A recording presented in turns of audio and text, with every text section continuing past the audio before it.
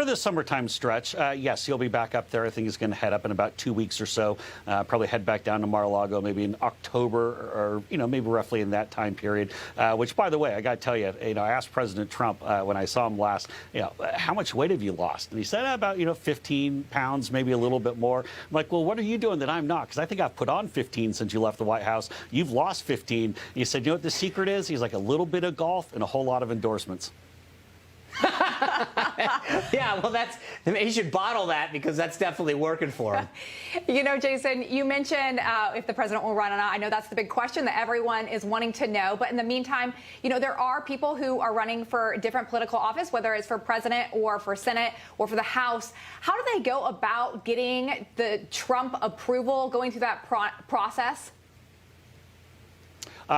Great question. So as far as doing an event at Mar-a-Lago, it's not quite that complicated. I mean, if you have a member that's willing to sponsor you, you want to go to the events director at Mar-a-Lago, you can rent a space. But the one thing is want to make clear is that just because someone maybe has an event at Mar-a-Lago, that does not necessarily mean that President Trump is going to be endorsing them. Now, obviously, anyone who's having an event there, they need to be Trump friendly. They need to be, obviously, we wouldn't let, the crazies from the ACLU or something hold an event at Mar-a-Lago. But everyone who's having an event there is someone who we consider a broader ally. But the president is going through and really taking a close look at these races. Obviously, he's endorsed folks like Mo Brooks, Max Miller, running for Congress in Ohio, Sarah Huckabee Sanders, all these folks who I've seen at their fundraising events down at Mar-a-Lago. So as Sean pointed out, Mar-a-Lago is the center of the Republican universe. Now, for the summer, we'll be up in Bedminster, outside of New York, but imagine folks will be doing some vacation and other things, and then we'll be back down to Mar-a-Lago in October or so.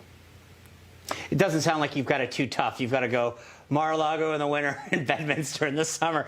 There's worse places that you could spend your winters and summers, Jason. I don't feel too bad for you. But to Lindsay's question, let me ask this. Let's say that you can't hold an event at Mar-a-Lago. You're running for Congress out in, Kansas's X district, right?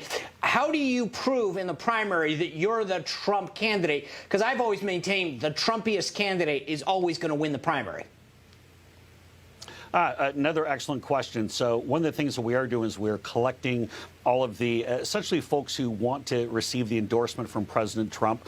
Just reach out to one of us on Twitter or on Instagram, something like that. I'm at Jason Miller in D.C. Reach out, make a connection. We talk with candidates about how much money they're raising, what kind of team they're putting together, and most importantly, what are the policies that you believe in? What's the value set? Why are you running for Congress or running for Senate? And we have a whole political team that goes through and we do interviews, we kick the tires, and then we make some recommendations to the president. But as we know, ultimately, President Trump will make his own decisions on who he's going to endorse and how that's going to come together.